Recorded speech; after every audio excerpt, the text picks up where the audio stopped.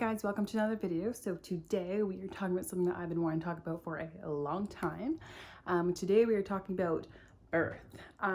So the reason behind this video is I made the life-changing decision the other day that I'm going to get my doula certification. And it's something that I've always really been interested in. What kind of sparked my interest was when I was 16 years old. I watched a documentary on Netflix called The Business of Being Born. So this was 10 years ago when Netflix was brand new. And I was just scrolling through documentaries. I really like to watch documentaries. I like to learn. I like to absorb as much information as I can. And I came across this one. And at this time, my brother had been born about 3 years earlier, 2-3 years earlier, when I was 14, so 2 years earlier. And then my mom had a surrogate baby the same year for her friend, and then the year before, when I was 15, my sister Cameron was born. My mom was really young when she had us, so she got remarried. She had my sister when I was 15, and going back and forth watching my stepmom, my mom go through pregnancy, my mom go through 2 back-to-back pregnancies. And then shortly after I watched that documentary, my older sister found out that she was pregnant. So for like 4 years, my entire life was just pregnancy and babies. And there was something in it where I was just like, oh my gosh, this is so interesting. And watching The Business of Being Born, I learned about midwives. I don't think I had ever really known that term before, and I don't think I'd ever really heard of a home birth. I knew it happened, but I wasn't really too sure about what that meant. I had visited my mom in labor, and I had kind of seen the steps, but not to the point where I really understood what was going on. And it really opened my eyes to how being born is a business. Now, this documentary is based in the US, and so I know their healthcare system is very different than what ours is in Canada. And I think fast forward 10 years, we've really come a long way in how we treat women in a maternity ward, how we treat women if they want to birth at home, if they want to birth in the hospital, if they want to go to a birthing center, if they want to use an OBGYN, if they want to use a midwife with a doula. It's just been always something that's really been interesting to me. So I decided that I want to help women. I want to be there for them because I had 2 back-to-back natural births. I had my daughter in 2017. I was 24 years old, and I had prepared. And I went into it with a really strong head thinking, I know I can do this. I know I can do this natural birth. And I succeeded in that natural birth with a few little hiccups along the way. And then with my son, 2 years later, almost to the day, my daughter was born June 22nd. He's born July 4th, 2 years apart. So with him, I went in knowing it's gonna hurt. It's gonna be a long process, but the second that he's out, it's gonna be so just unbelievably worth it that I know I can do this. Now, I'm not only saying that the only way to have a baby is through natural unmedicated birth, because we're all different. And in my opinion, giving birth is it's equivalent to like snowflakes. There's no 2 snowflakes. There's no 2 births. No birth is the same. No baby is the same. No mother is the same. No experience is ever the same. So for myself, I had fairly easy, quick, really progressive labors. I do have friends that progressed very slowly, had lots of complications, had the epidurals, had the C-sections. And I just want all moms to know that no matter what way you let your baby enter this world, you did it. You're a mom, and you did it your natural way. So I really hate that we put these labels on, oh, I had a C-section, I had an epidural, I had a natural birth. No matter what way, it's all natural. We all welcome these beautiful little humans into the world, and we're all rock stars for doing that. So I'm gonna say right now, this is a TMI video. I'm not gonna skip anything. It's gonna be pretty in-depth. I'm more going to go along my son's birth because he is only 6 months old and I remember more of it. Also with my daughter, I think because I was only 24 years old, it was my first birth and she was a very happy accident. I didn't really embrace birth like I did with my son. And yeah, so I'm gonna take you through birth right from the beginning, right when that mucus plug comes out. Again, TMI, if you have a queasy stomach, if you don't like things about birth and blood and peeing and pooping and vaginas and rectums, don't watch this video because you're not gonna like what I have to say. But if you're pregnant, if you've had babies, if you are looking to become a doula yourself, if you're a midwife, if you are a dad, anyone, an educator, birth educator, this video is great for you. And yeah, so let's dive right in. So this is pretty much what happens in childbirth, all based on my own natural non-medicated births. Again, I'm only one opinion and there are many, many more. So this is kind of, if you are looking for that completely natural, non-medicated, I had a hospital birth because I couldn't find a midwife and I wasn't comfortable doing it at home. So again, natural, non-medicated hospital birth with an OB/GYN and nurses. That's what I had. And I didn't have a doula, but I did have my mom there who has had 5 babies. So I almost feel like she's a doula herself because she's got so much experience in this. And I think of all her labors, only one wasn't natural. She had to have a C-section with my little sister, but all the rest were natural, and she had twins. So props to my mom because good job, you did it. I couldn't imagine pushing out one baby after another. So we're gonna start right from the beginning. So the first kind of sign that that labor is imminent is you're gonna start passing your mucus plug. Now, there are lots of things about mucus plugs on the internet. A lot of the time women think, oh my God, it's all out. That's not always the case. So with me, with my son, my mucus plug kind of came out over a few days. Like I would wipe and I'd see a little bit there, then I'd wipe and I'd see a little bit more. And I think that started probably about 2 to 3 weeks before. And it was July, it was hot. I was just ready to have this guy out. So I'm like, oh yay, he's coming. And I kept thinking that I was going into labor and then nothing happened. So he was too cozy in there. So if you do have your mucus plug starting to come out, you do notice really thick, yellowy, stringy mucus, don't get too excited. It could still be a while before a baby's here. You might also experience some Braxton Hicks contractions. So some women don't feel them. I felt mine. Now with my daughter, I went into preterm labor. So there is a very large difference. Braxton Hicks will be inconsistent. They'll be painful, but I mean, you can usually breathe through them. They will not be consistent. They'll be 2 minutes and then 6 minutes and then 3 minutes and then 2 minutes again and then 10 minutes before your next one. So unless they are rhythmic, getting closer together and getting more intense, that's when you need to worry. Braxton Hicks, honestly, a good thing to do is just chug back a couple glasses of water, really hydrate yourself, lay down, put your feet up, wait an hour.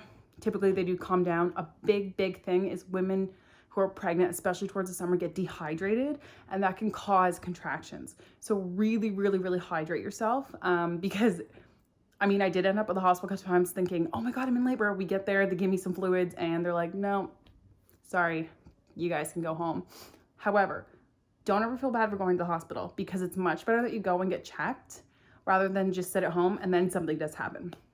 Preterm labor, the contractions are real contractions. They will start, they will progress, they will get closer together, they will be painful, and you are dilating. So if you're before that 35-week mark and this starts to happen, or I guess 36 to 38-week mark, and this starts to happen, you need to go to the hospital, you need to track them, go to the hospital and make sure everything's okay. For myself with my daughter, I had to be admitted and kept in the hospital for a few days, and then I was put on strict bed rest for the last 7 weeks of my pregnancy. It was awful, but it's what needed to be done because I was dilating. So I sat at about, I think it was 3 centimeters dilated for like weeks. It was awful. Anywho, so I had a stretch and sweep with my son. I was 38 weeks and I think 4 or 5 days. And my doctor's like, you know what? You've done this before. You're starting to dilate. He's engaged. Engaged just means that the head is down. It's starting to enter the birth canal. He's not just up floating around. Let's just do a stretch and sweep. So what the OB did, she inserts her 2 fingers into your cervix. She stretches and she does this motion, sweeping the first layer of membranes. There are 2 layers. She's going to get rid of that first layer, hoping that breaks a second. Baby is more engaged. And then you put the pressure on your cervix, your vagina, and things start to progress. So she did that. And then 2 days later, I had my bloody show. So if I'm being honest, I wanted this guy out. So my husband and I were willing to do everything. So we had a little quickie. Sorry, TMI. And I think it was about 20 minutes later. It does work, ladies. It does. I know you're exhausted. I know you hate the way you look. I know you just want that thing out of you. Try it. Your husband's happy. You're happy. And you know what? It worked for me because I think 20 minutes later, I had my bloody show. Then what you might experience next is your water breaking. However, my water broke with my daughter, didn't break with my son. With my daughter, I had a high tear, so I had a little bit of trickling. You could have a gush, but with my son, my water wasn't broken until I was in labor. So then you're gonna start your first contractions. So these are like early labor contractions. They're kind of like Braxton Hicks, except they are consistent. They do get closer together. They do get stronger. They will hurt. This is when you need to kind of get your breathing at a steady pace. You need to learn how your body's going to want to take the pain. You're going to want to learn if you want to be touched, if you want to be massaged, if you want your hair played with, if you want to just be left alone, if you want candles on, if you want calm music, if you want loud, raging music, whatever you want, you're the one in labor. And honestly, ladies, tell the husband what to do, because just embrace it. Just embrace being the woman in the room, bringing another life into this world. And those are the first contractions that are going to help you out. If you hear cheering in the background, my husband is downstairs with my 2 kids, and I don't know what they're doing. He gave me a little bit of time to do this video, and I'm really happy about that because I wanted to do this video for so long. So when you start to get to those contractions where, you know what, I can't take this anymore, and I think they're close enough for me to go to the hospital, usually about 3 to 5 minutes apart, about a minute long. That's kind of the golden rule.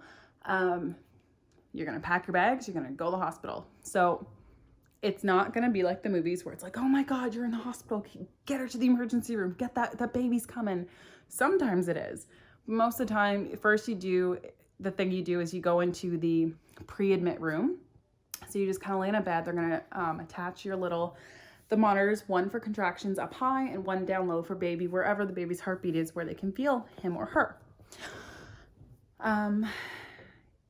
It's not super comfortable, but you know, it is what it is. You're just gonna lay on this hard bed for about an hour. They're gonna track the contractions and they're going to check you. So when you first get in, say you're only 3.5 centimeters dilated, they want you to be at 4 centimeters before they admit you, 4 centimeters. So if you get there and you're only like 1, chances are you're either gonna be sent home if you're progressing really slowly, or they're gonna be like, hey, get your butt off that bed and go for a big long walk. We'll check you in an hour. So when I went in, I was already 4 centimeters dilated. So they're like, all right, you're being admitted. And I would like to point out that on the way to the hospital, my husband was playing that song by, oh God, I don't remember what the guy's name is, but it's like, gonna do the 2-step. I'll add it to the things at the bottom. I'll end my video with that song. So you can just imagine how I felt going through these painful contractions at 3 o'clock in the morning and listening to this song and thinking, oh my God, I'm gonna punch him in the face before this is done. So you're gonna be admitted.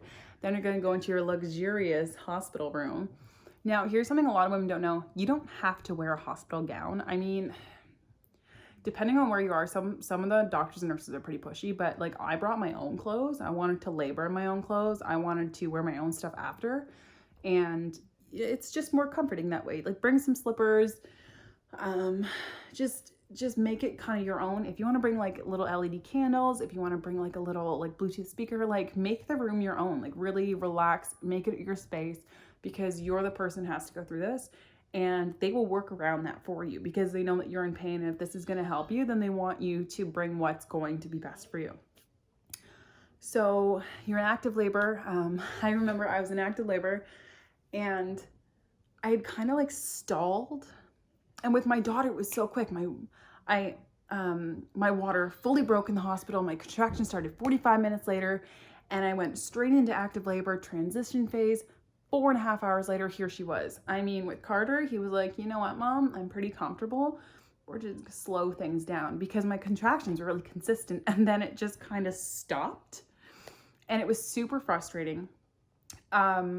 So we got the medicine ball out, and I remember the nurse walked in with a nursing student, and they said, would you believe that this girl's in active labor? Because I'm sitting there eating chocolate Tim Hortons. If you're from Canada, you know what I'm talking about. If you're in the US, Tim Hortons is where it's at.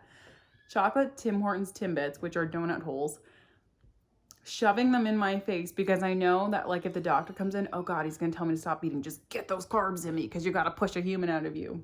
Eat your carbs, ladies. If you are not left for the hospital yet, get a bagel in you, eat some bread, get your carbs, drink a protein shake, get ready. So I'm sitting there shoving chocolate Timbits into my face, watching Judge Judy, because Judge Judy's my homegirl. I love her. The people on that show just make me feel better about myself because, you know, watch an episode, you'll know what I mean.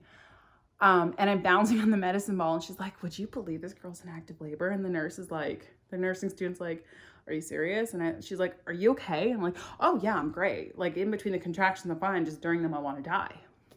So that was pretty good.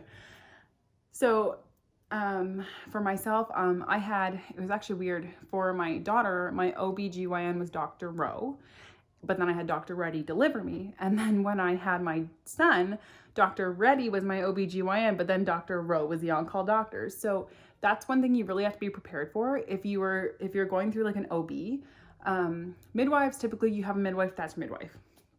Doula, when you pick your doula, that's your doula. OBs, they have a practice. So, or it's whoever's on call. So, I mean, my doctor wasn't on call, so Dr. Rowe was the one in. So don't be upset if your doctor is not the one on call. They're all perfectly trained. They're all amazing at what they do. They're all there for you. So just accept the fact that, you know what, it might not be who you've been seeing through your pregnancy, but that person is just as equipped as the person that you've gotten used to. And they've all seen a vagina.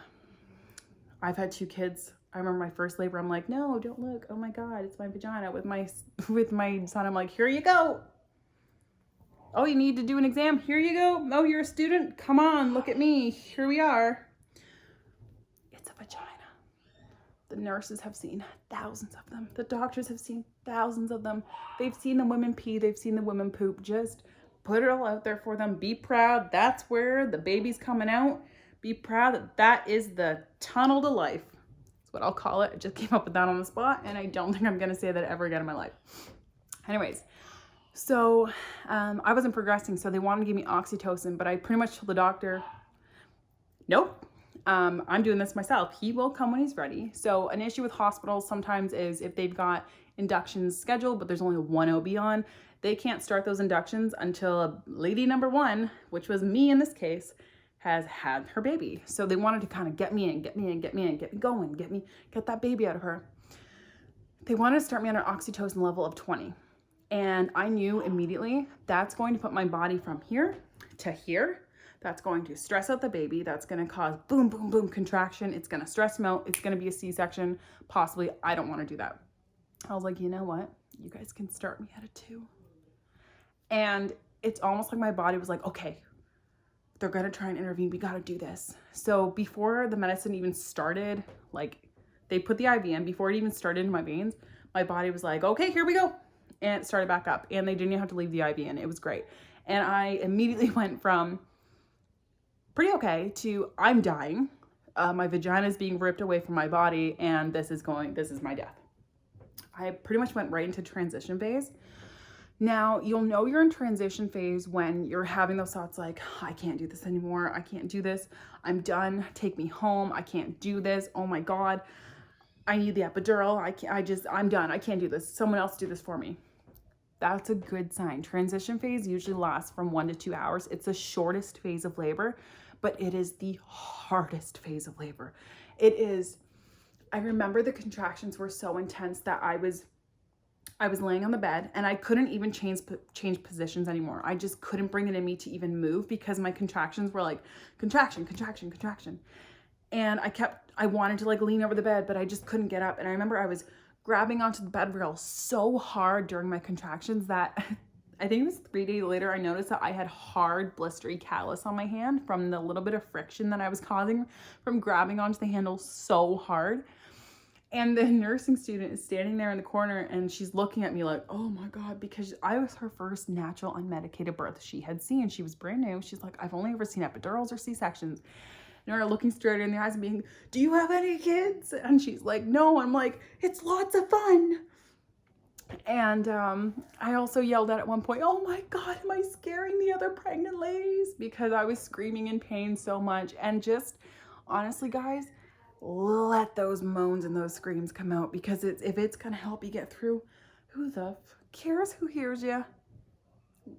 Every woman has been there that's had a child, so just do whatever you need to do to get through those contractions, because nobody's gonna care. The nurses have seen it all, they've heard it all, or the midwives, the doulas, the doctor, they've seen it all. So just do whatever you need to do to get through those contractions. So you might also know you're in transition phase if you start having some shaking, like some shakes. I had really intense hot flashes, and then I'd get really cold and I'd shake. Then I'd get really hot during contractions, then I'd get really cold and I'd shake. And oh my God, ladies, this is, I think, the hardest part. The contractions are painful, yes. And I'm not gonna beat around the bush. It feels like someone has a vice grip, which if you don't know what that is, Google it. It feels like they have a vice grip on the bottom of your cervix, and they are pulling and twisting, but someone's also got their foot on your stomach and they're pushing down and they're wrapping the pain from your back to the front. I hope I didn't just scare anyone. Now, on top of that, transition phase is going to add the loveliness that is rectal pressure. You're probably going to poop. Don't be embarrassed. I pooped with both of my babies. I remember with my daughter, I pooped while I was pushing, and I yelled right out to my husband, "I'm pooping." I could feel it. And then with my son, I pooped early in labor. So when I actually did during the transition phase, it wasn't that much. Honestly, ladies, they're just gonna pick up the puppy pad, because let's be honest, that's what those blue pads are that you sit on. They're not birthing pads, they're puppy pads. They're what you buy for your dog when you're training them. They fold it up, they throw it in the garbage. Maybe bring some peppermint oil with you and just drop that in the garbage just to cover up the gross labor smells. You're probably gonna poop. The best thing you can do in labor is pee. If you pee yourself, don't be upset. It's all right, no problem. But don't forget to pee. Also hydrate yourself. Keep yourself hydrated. It's the most important thing. Hydrate and pee, hydrate and pee. If you're peeing, that means that your pelvic floor muscles are relaxed and you're letting that baby go. So just pee if you need to, poop when you got to. It's gonna happen. Then comes the pushing. For me, pushing wasn't that hard. I hear horror stories, and I'm so sorry to any woman that has to push for like 2 hours, because honestly, with my daughter, I pushed for 8 minutes, and with my son, I pushed 2 pushes. That guy was out of me. He was done. And I remember I was leaning over the back of the bed, facing the back wall. And the rectal pressure got so intense, and I said, he's coming, he's coming. They're like, no, you're only at 9 centimeters. He's not. I was like, he's coming out of me. And they looked, and sure enough, his head is right there. So they quickly were like, okay, turn over. Turned over, legs up. And before I knew it, I felt the ring of fire. And I forgot about the ring of fire until I watched another video of someone explaining their birthday. And then I had like this realization of, oh my God, the ring of fire, I forgot. It literally feels like a ring of fire. And you know what that is? It's your cervix stretching over the baby's head. It's your cervix stretching to the point where it just burns, because you might be tearing yourself up a little bit. Let yourself tear. It's fine. They'll stitch you right up. You'll look good as new. You're going to have that ring of fire. It's good. That means the baby's head is coming out. That means the more you get the intense feeling, the more the baby is stretching, the more the baby is coming out of that cervix, the more the baby is almost here. Push that ring of fire. You're going to feel that intense urge to push. Get that baby out. And then you're going to feel the pressure just release. And you're going to feel that head just go, and the baby's head's going to be out. One last thing, ladies, you got to get those shoulders out. Now, the shoulders only come out one at a time. And the doctor, OB, the midwife, they'll help you with that part. They'll get one shoulder pop, they'll get the other shoulder popped, and then you're just going to be, that baby just comes flying out of you. And instantly onto your chest.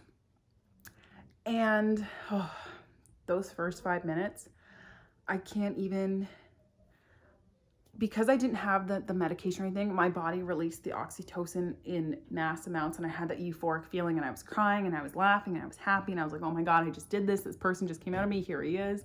He's perfect. I remember the feeling of his warm little body on my chest, and it was just instant love. It was instant connection, and I just knew he is exactly what I was missing in my life. Here is my little person. He's perfect. He's crying. He's purple. He is gross looking. Yeah, and the first 5 minutes is just magical.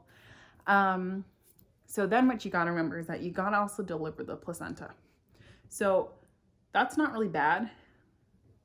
You gotta make sure you ask your doctor if you tore, because if you tore, it's gonna really hurt to pee the next few days. If you didn't, I didn't tear with my son, but I tore with my daughter. I had a 2nd-degree tear with her, so they had to stitch me up through 2 layers.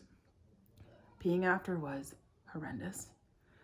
The little bottle in the back of the toilet, filled up with water, that's called a peri bottle. It is the best thing in the entire world. Put some ice in it if you want. Get some cold water, and as you pee, you spray water onto yourself so the pee doesn't hit the stitches and doesn't burn like the ring of fire happening all over again.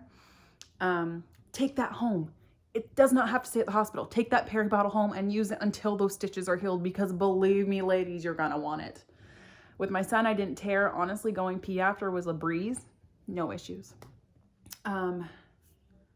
One thing that I have not seen in any other birthing videos is something that was probably my least favorite part of giving birth, is when the nurse or midwife needs to push on your abdomen to get the rest of what I like to call baby's house out of you.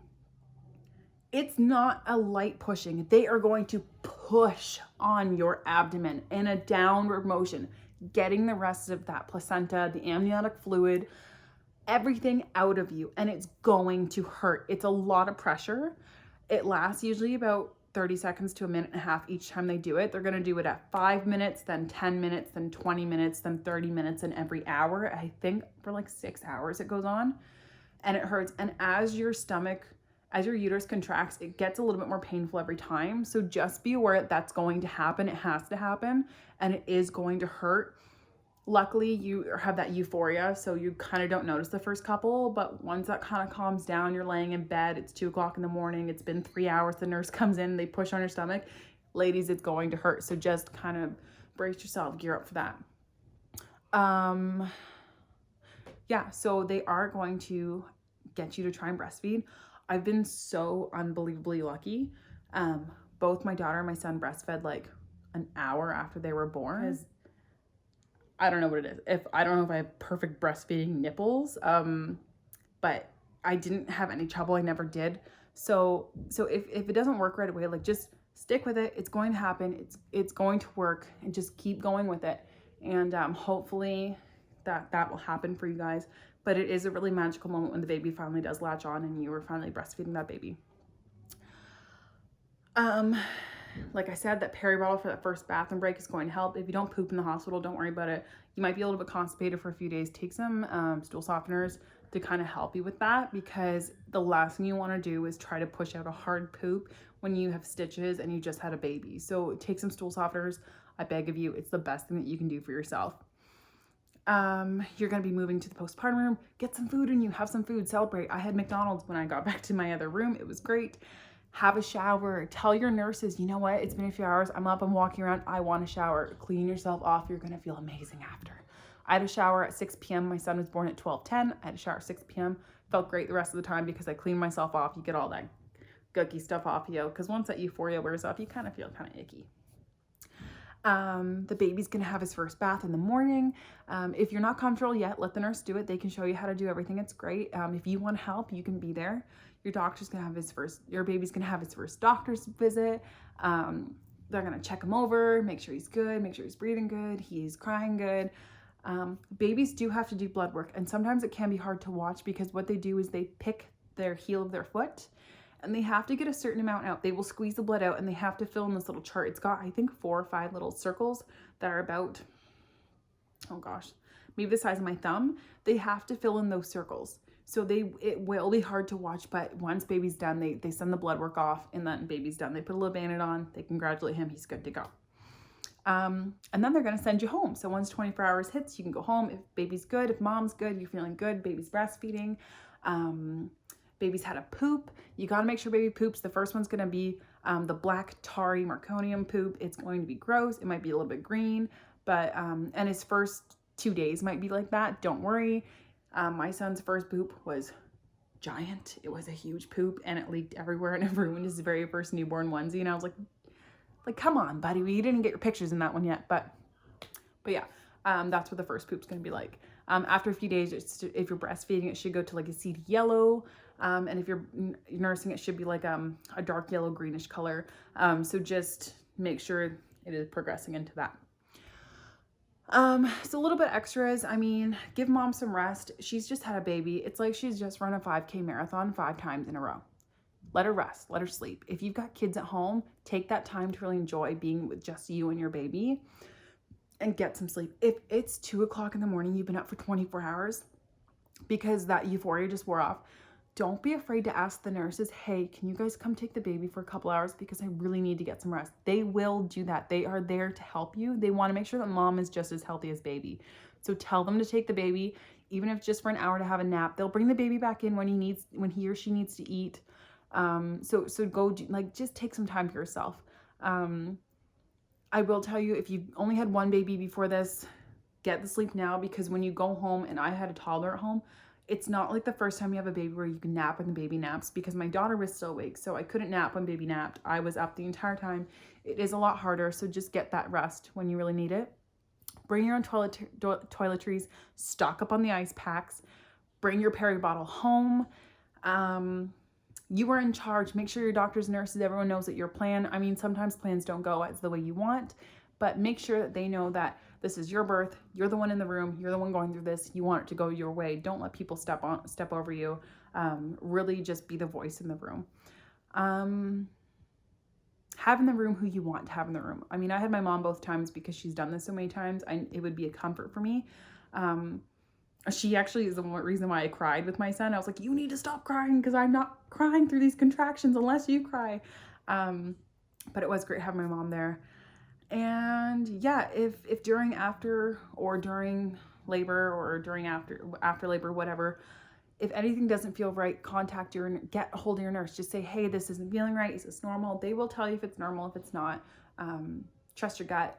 And yeah, enjoy your perfect little human that you just created and had come out of your body. You are an amazing woman. You are a rock star. You just had a baby exit you. Whether it was natural, medicated, or C-section, you had a baby exit you. So enjoy them, rest, let people pamper on you, let people love on you, and go home and just enjoy this little person.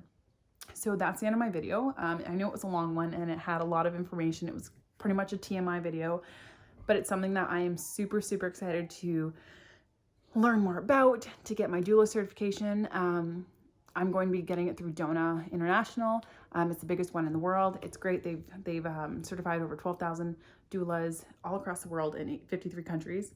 And I'm super excited. I'm super excited to help women through this journey. I think it's beautiful. I think it's something that obviously only women can do. It's something that keeps us,